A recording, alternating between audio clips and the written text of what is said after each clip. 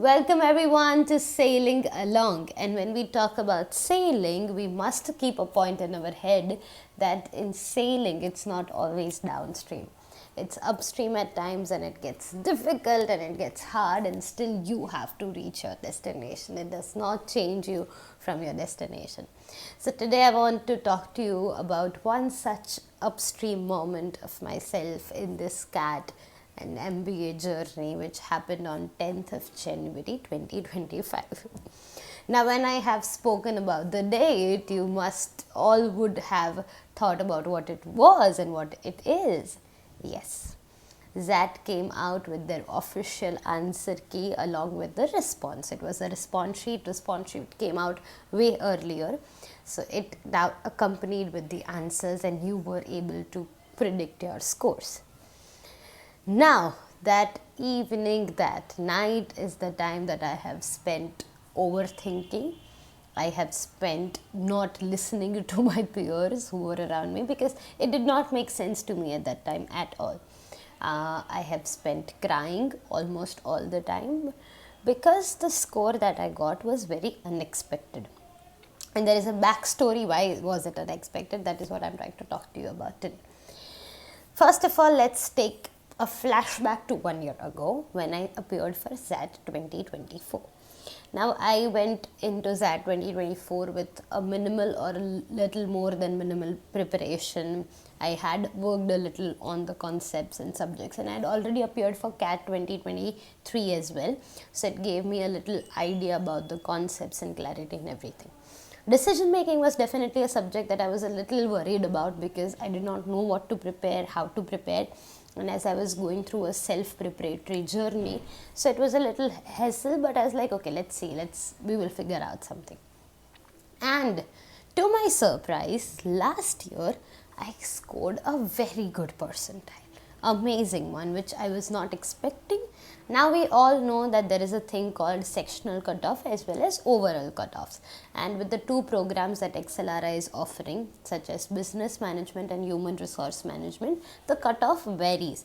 For example, in business management, you need a little more in quantitative aptitude and data interpretation because that is something it is more asked or required skill for business management as a program. And when we talk about human resource management, then they need a little edge over verbal aptitude, that you need a little more marks in verbal aptitude to clear your human resource management program. Now the marks that I got was such a delicate balance that in English, in verbal aptitude to be precise, I scored a little above my cutoff for human resource management. But I could not score enough in quantitative aptitude for clearing my business management program. So I was only selected in one of the programs, that was human resource management. Here you could see my scorecard, and I have scored 76.73 percentile in quantitative aptitude, 86.59 percentile in verbal aptitude, because that was what it was needed for human resource management. And then comes my pride possession, that was 99.11 in decision making, which was an astonishing figure altogether, something I was not expecting. And it helped me to secure 94.32 percentile overall, which was enough to clear my human resource management cutoffs. So I got a call for human resource management and I went into the interview. Unfortunately, I was not able to crack the interview because I had not prepared enough. I did not had clarity at that point of time about how to prepare, what to prepare. And to be very honest, I was not very serious in that whole situation during that point of time as well. But now that this year I'm doing the whole process all over again with a lot more clarity, a lot more seriousness and firmness about, okay, what I want to do, how I want to go about things, the mistakes that I have made last year, I have to make sure that I don't repeat them this year. So this year CAT was also very strategically planned exam that I appeared for, and even XAT I managed all of the subjects and all of it. So there was a thing in my head which said that, okay, Yashvi, last year quantitative aptitude was the one which did not let you cover the business management. So this year you need to really focus on that.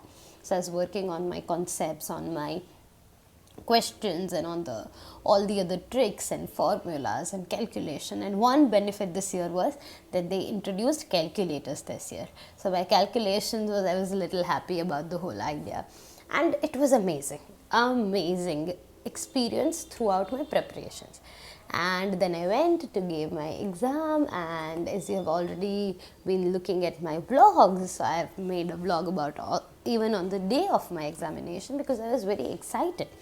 And once I appeared, I felt the paper was good. It was as I expected. There was no hot spot saying that, oh my god, what is this? I did not ever think of it.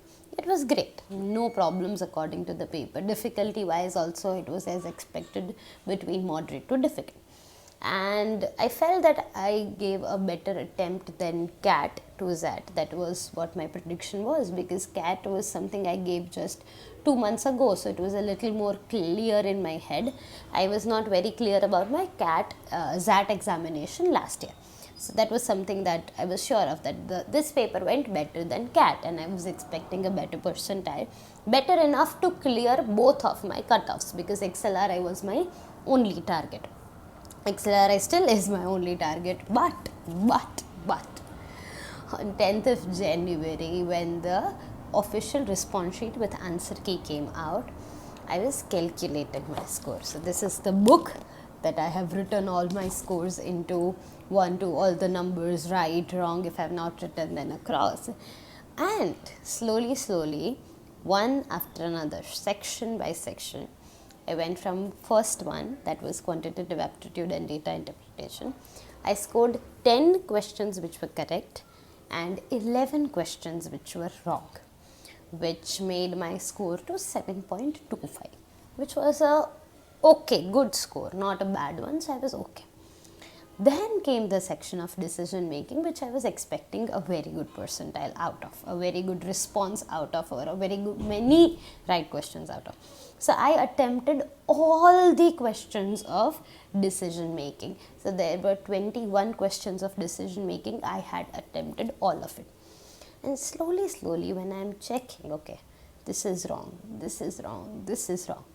And it turns out to be that I was only able to answer 8 questions correctly, and 13 of my questions went wrong, which was the grand total of just 4.75 marks, which would not even let me secure 50-60 percentile. Coming to verbal aptitude again, it was good. I answered 13 questions correctly and 12 of them were wrong, which gave me a grand total of 10 marks. So if I look at my marks in quantitative aptitude as well as verbal aptitude, both of it is good. It's something that would help me to clear the cutoffs, because that was my agenda. But to my surprise, to my shock, was the decision making. I'm like, my god, what is this? And how such a huge dip after just a single year? What wrong decisions have I taken all this year that made this as my score rather than 99 percentile last year? So the fact that what was my prized possession last year turned out to be something that would not even let me go and clear the basic cutoff of 78 percentile. I need just 78 percentile for decision making to clear the basic cutoff. So just that idea that from 99, Yashvi, you have come down to 78, like really, that was something that I was not settling enough with, and that made me question so many things, that made me question my preparations. And I was like, okay, but decision making, it's about question, it's about option, it's about situations. What and whom can I blame? If it was quantitative aptitude, I would have said, okay, I forgot the concept, or I did a wrong calculation, or the formula I put in was wrong, something like that. It's quantifiable. But when I talk about decision making, it is not. And what has happened is last year my expectations were set too high that this year it hit me very hard. So I spent almost a day crying, pondering, thinking, and not being able to digest. And I know that my coping mechanism is sleep, so at night I went to bed, and that helped me to process my thoughts and emotions and accept it. And that was the time that everything that my peers around me said, that whatever happens, happens for a reason. I am not able to find that reason right now. I'm not able to connect that dots right now, but eventually I will be able to.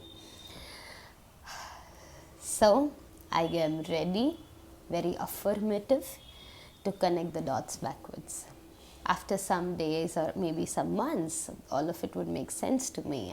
It still does not. After 6 to 7 days, it still does not make sense to me. But eventually, I feel it will make sense to me, and I'm waiting for that day. And till the time, I am keeping my high hopes to other calls and keeping my high hopes to the superpower and my efforts, that whatever I am destined to or wherever I am aligned to, I will eventually attract it. And with that positive energy that I am sending out into this world, and I am sending out to all of you, I want to tell you the same thing. I know it's difficult. I really know it's difficult to digest, to understand, and all these questions. Why? Like, how is this even possible?